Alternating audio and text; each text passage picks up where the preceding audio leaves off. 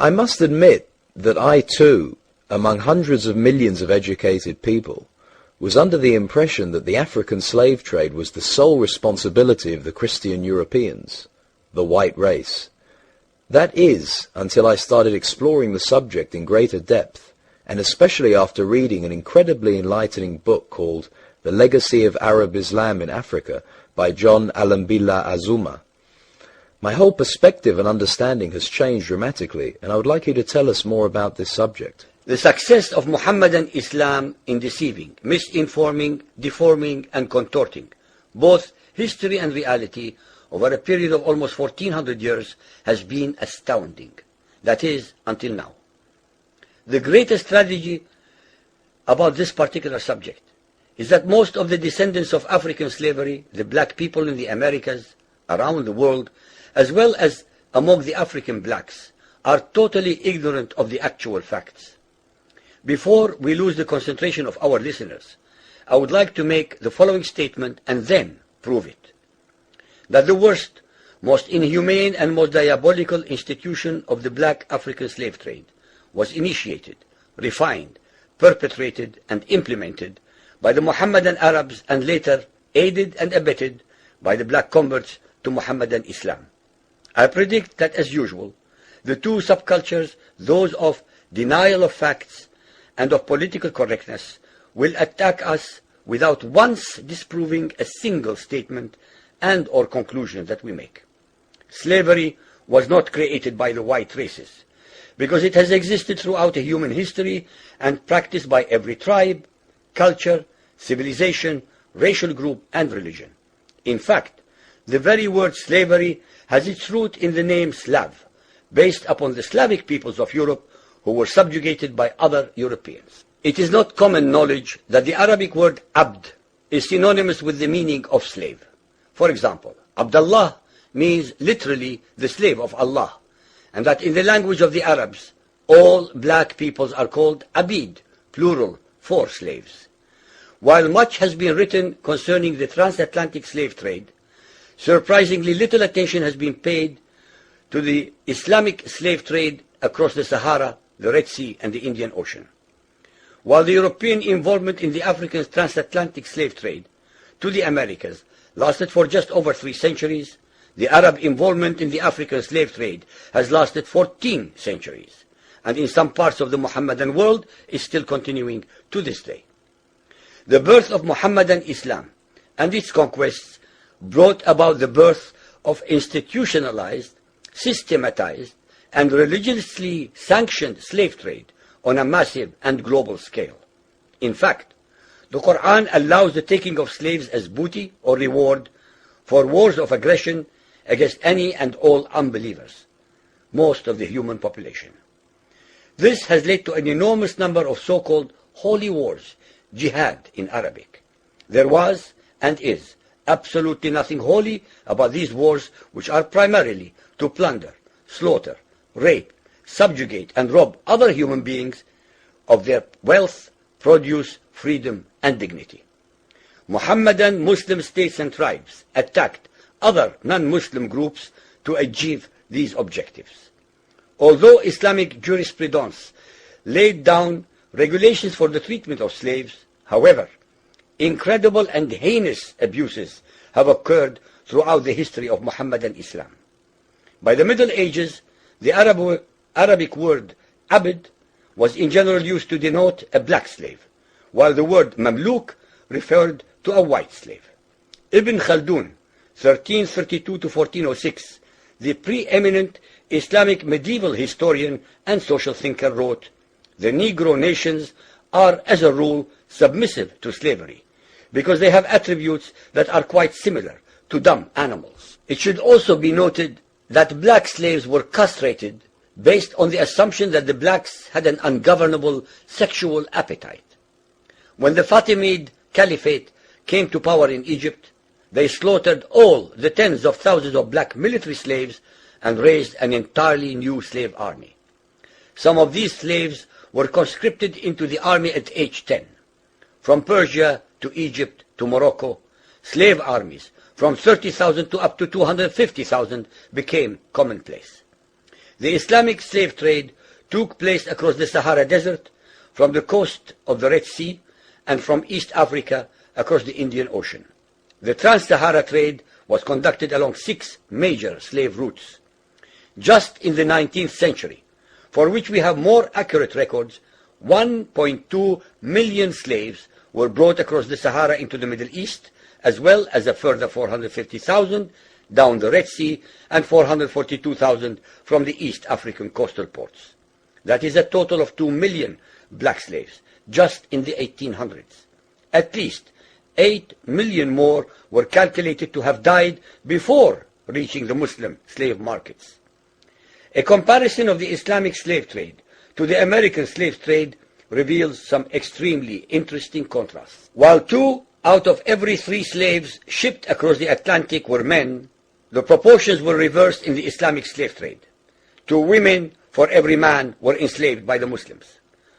While the mortality rate of slaves being transported across the Atlantic was as high as 10%, the percentage of slaves dying in transit in the Trans-Sahara and East African slave market was a staggering 80 to 90%. While almost all the slaves shipped across the Atlantic were for agricultural work, most of the slaves destined for the Muslim Middle East were for sexual exploitation as concubines, in harems, and for military service.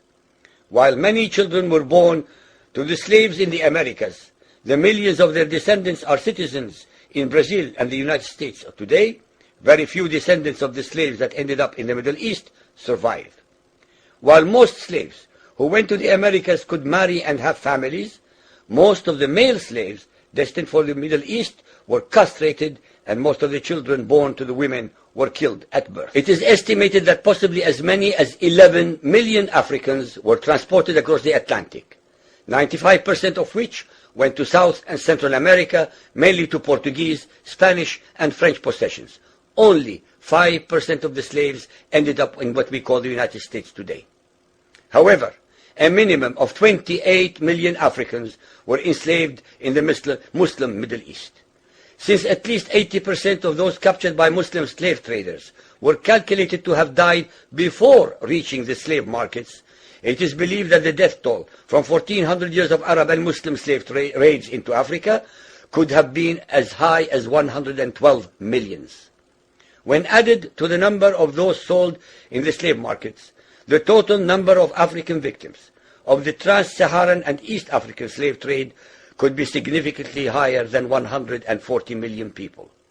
What is obscene about this whole subject is the Muhammadan Muslim and Arab culture of denial regarding their complicity in the African slave trade, as well as the ignorance of black Muslims about the reality of their past and present conditions. The statistics and reports above are based upon the logbooks kept at the African slave ports, ship logs, travelers' reports, eyewitness accounts, etc. Ladies and gentlemen, the facts and reality of Muhammadan Islam's complicity in the slave trade and their inhuman depravity are infinitely more devastating, more staggering, and more incomprehensible than all the nightmare fictions in the world.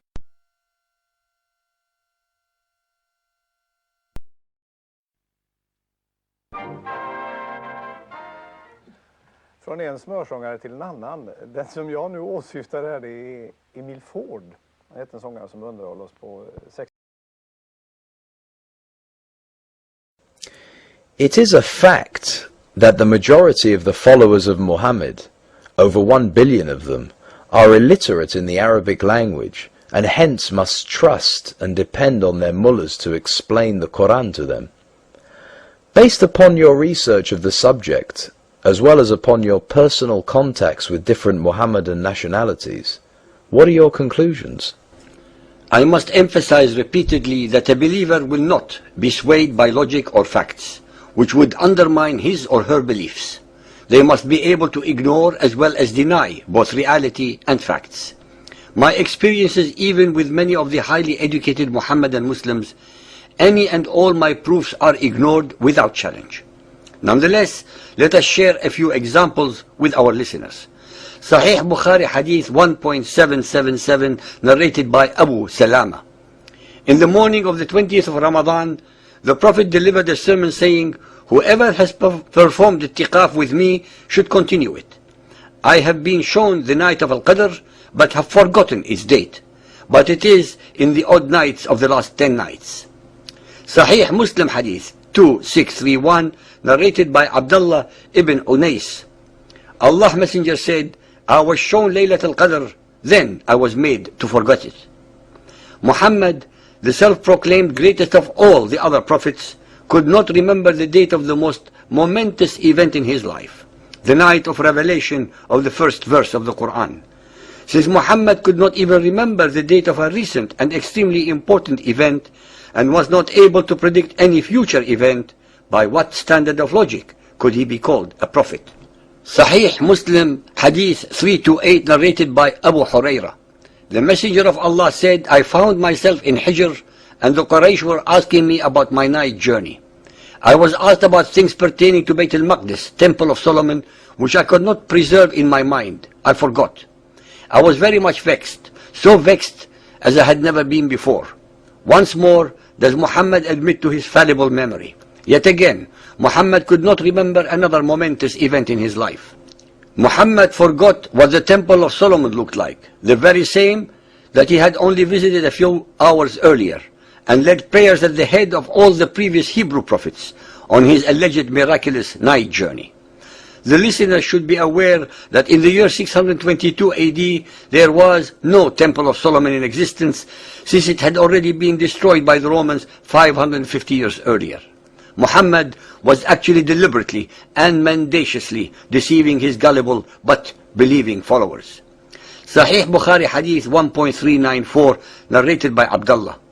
The Prophet turned his face to us and said, if there had been anything changed in the prayer, surely I would have informed you, but I am a human being like you and liable to forget like you. So if I forget, remind me. Sahih Bukhari Hadith 3.244, narrated by Abu Sa'id al-Khudri. The Prophet said, whoever was in I'tikaf with me should stay in I'tikaf for the last 10 days. For I was informed of the date of the night of Qadr, but I have been caused to forget it. Sahih Bukhari Hadith 6.550, narrated by Abdullah. The Prophet said, it is a bad thing that some of you say, I have forgotten such and such a verse in the Quran. For indeed, he has been caused by Allah to forget it. So you must keep on reciting the Quran, because it escapes from the hearts of men faster than camels do. Sahih al-Bukhari Hadith 6.558, narrated by Aisha. Allah's apostle heard a man reciting the Quran at night and said, may Allah bestow his mercy on him, as he has reminded me of such and such verses and such surahs which I was caused to forget. Sahih Bukhari Hadith 6.559, narrated by Abdullah. The Prophet said, why does any one of the people say, I have forgotten such and such a verse in the Quran? He in fact is caused by Allah to forget. It was typical of Muhammad never to admit error or fault, but blame everything on outside agents such as Allah, Gabriel, Satan, Quraysh, Jews, etc. The followers of Muhammad at the present time walk perfectly in his footsteps by always denying any wrongdoing and blaming everything on others. Do you like bubbles?